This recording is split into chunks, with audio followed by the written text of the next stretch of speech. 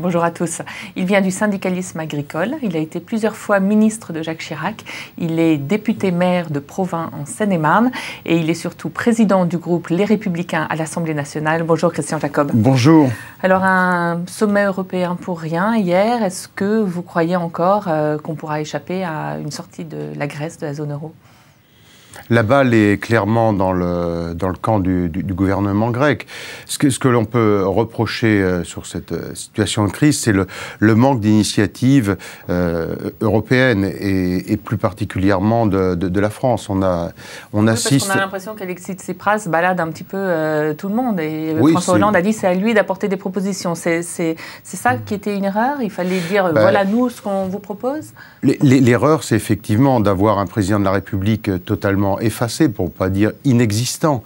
Vous ne croyez pas ce rôle d'intermédiaire entre les positions dures et les positions... Non, d'ailleurs, c'est révélateur, le mot est peut-être un peu fort, mais d'une certaine forme de cynisme de la part de François Hollande, qui veut donner des gages à l'extrême gauche et à sa gauche, parce qu'il n'a qu'une idée en tête, c'est les prochaines présidentielles. Et donc, pour donner des gages à la gauche, eh bien, il faut effectivement être assez effacé en face de M. Tsipras. Or, aujourd'hui, pour moi, il y a deux lignes rouges qu'on ne peut pas franchir. Bien entendu, l'intérêt général est évidemment que la Grèce reste dans la zone euro. Mais ensuite, c'est aux Grecs de faire leur choix. Et pour moi, la ligne rouge, elle est au moins sur 2 points. C'est qu'on ne peut pas parler d'effacement de dette. De rééchelonnement ? Rééchelonnement, on peut, effectivement, ça peut faire partie des discussions, mais je crois qu'un certain nombre de propositions vous êtes déjà... contre l'idée répandue qui est, de toute façon, ils ne rembourseront jamais. Non, mais si on commence à effacer la dette, au nom de quoi d'autres États vont continuer à rembourser? C'est un signal de laxisme sans précédent. Et le deuxième point, c'est de s'engager sur des réformes de structure. Or là, ce gouvernement, qui est un gouvernement d'extrême gauche, soutenu par l'extrême droite, c'est d'ailleurs quand même assez caricatural comme gouvernement, aucune réforme de structure sur rien. À partir de là, d'initiative européenne, quoi, par exemple? Qu'est-ce que vous auriez... Sur le gouvernement économique, c'est une proposition que nous avons faite depuis longtemps. Je pense qu'à partir du moment où on est dans une monnaie unique, on a besoin d'avoir un gouvernement. Oui, c'est du long terme, mais il faut peut-être profiter de cette crise pour le mettre en place très rapidement.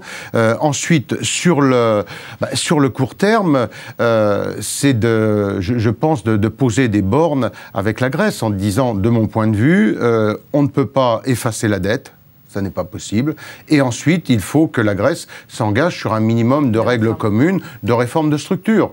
Cet après-midi, à l'Assemblée nationale, il y a un débat sur ce thème. Qui va parler pour les Républicains? Ce sera Pierre Lequillet, qui est un spécialiste des questions européennes, sur la ligne que je viens d'évoquer. Est-ce qu'on peut parler d'une seule voix à l'ex-UMP, chez les Républicains, dans la mesure où on voit des positions tellement différentes? Non. Écoutez, non, moi, vraiment, je m'inscris en faux contre cela.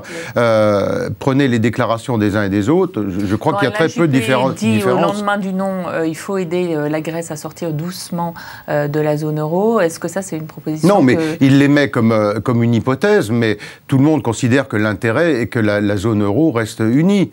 Simplement, on ne peut pas décider à la place des Grecs. Donc c'est à eux et à leur gouvernement de mettre des propositions sur la table. C'est-à-dire tout simplement un programme de réforme qui soit clair, c'est-à-dire d'accepter des règles communes. On ne peut pas dire on veut rester dans la zone euro, mais on ne veut pas rembourser notre dette, on ne veut faire aucune réforme, on augmente les dépenses publiques, on augmente les impôts, et on ne veut pas rembourser la dette. Ça n'est pas possible. Maintenant qu'on commence à savoir qui est Alexis Tsipras, vous y croyez?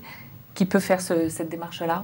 Écoutez, c'est à lui de prendre ses responsabilités. Mais la difficulté dans laquelle on est, c'est que nous avons eu un François Hollande, encore une fois, très absent, et qui a donné ce signe de mollesse, en quelque sorte, de dire, bon, ma foi, tout est toujours possible, Pourquoi les Républicains sont si réticents à dire que la Grèce sorte de l'euro, et puis voilà, on l'aide à le faire, mais parce qu'on peut s'installer dans cette situation. Mais parce que je pense qu'il faut respecter le choix des peuples. Et c'est au peuple grec de prendre ces décisions, ses responsabilités. De la sortie de l'euro. C'est logique. On n'a pas d'ingérence à faire. Maintenant, nous avons une monnaie commune qui oblige à des règles communes. Donc, soit on les accepte, soit on ne les accepte pas. Une sortie de la Grèce, c'est problématique pour l'économie française. Vous êtes inquiet de ça, vous?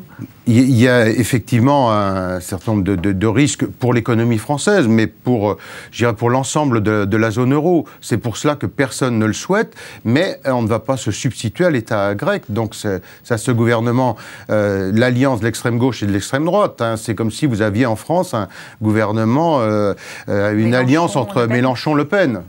Sur plein de sujets. D'ailleurs, sur plein de sujets. D'ailleurs, c'est les deux partis qui se sont félicités des résultats de l'élection. Mais encore une fois, d'avoir un président de la République qui est incapable de mettre des propositions sur la table et de borner les choses. À chaque fois que la zone euro ou l'Union européenne a connu des situations de crise, et nous en avons traversé quelques-unes, à chaque fois on s'en est sorti sur un axe franco-allemand qui devait être solide. Et là, on voit bien qu'il n'y a plus d'axe franco-allemand, parce que François Hollande n'existe pas. Et donc les positions s'établissent entre Mme Merkel, d'ailleurs de récents sondages montrent que les Français font confiance à Mme Merkel et pas à leur président de la République. C'est quand même un signe très révélateur. Alors là, c'est l'ancien ministre de l'Agriculture que je m'adresse. Le secteur agricole est très, très en colère en ce moment. Est-ce que là aussi, vous trouvez qu'il y a une défaillance du gouvernement ?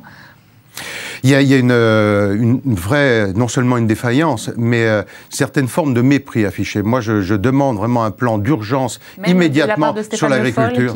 Oui, c'est le moins qu'on puisse dire, mais on aurait besoin d'avoir que le Premier ministre se saisisse à bras-le-corps du dossier agricole, et l'agriculture a besoin d'un plan d'urgence. Vous savez que le prix d'un litre de lait payé à un producteur de lait aujourd'hui, c'est moins qu'une cigarette. Un paquet de cigarettes, c'est 7 €. La cigarette, c'est 35 centimes d'euros par définition. Et le prix du litre de lait payé au producteur, c'est 30 centimes. C'est moins qu'une cigarette. La viande, les cours de la viande s'effondrent, ceux des céréales également. Pour les aider directement ? Il y a nécessité d'un plan d'urgence. Alors, soutien des prix sur le respect de la loi par la grande distribution qui, comme à chaque fois, s'assoit sur les réglementations et s'assoit sur la loi. La grande distribution est adepte de ce genre de choses pour écraser le prix payé aux producteurs, mais ça va bien au-delà. C'est d'alléger les normes, c'est-à-dire de redonner de l'oxygène au monde agricole. Nous sommes dans une logique administrative de surinterprétation des directives européennes et donc on est en train d'asphyxier complètement notre agriculture dans tous les secteurs. Il y a une vraie catastrophe qui se prépare sur le plan agricole et dans pratiquement tous les secteurs de production. Et c'est la raison pour laquelle, moi, j'en appelle directement au Premier ministre qu'il s'engage sur ce sujet. Il est si prompt à parler sur tous les sujets, qu'il se saisisse du sujet agricole et qu'il mette en place un véritable plan d'urgence pour sauver et accompagner notre agriculture. Merci beaucoup, Christian Jacob.